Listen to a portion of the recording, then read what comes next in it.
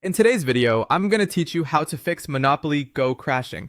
If the game keeps closing, freezing, or won't load properly, don't worry, this walkthrough will help you get back to playing quickly. We'll start with the fastest fixes and move toward more thorough solutions, so try each one in order and test the game after each step. Begin with a full restart of your device, power it off completely, not just locking the screen, and leave it off for about a minute before turning it back on. This clears temporary system glitches, resets background processes, and often resolves minor conflicts that can make an app crash. Once your phone is back on, open the game and see if stability improves. Next, check for app updates. Open your device's app store, search for Monopoly Go, and install any available update. Developers frequently release patches that fix bugs and compatibility issues, especially after major events or system changes. Updating only takes a moment and can address problems you can't see, like memory leaks or outdated components that cause sudden crashes. If the game still isn't behaving, clear the app's cache, head to your device's app settings, find Monopoly Go, and look for the option to clear the cache. This removes temporary files the app builds up over time without touching your account data or in-game progress.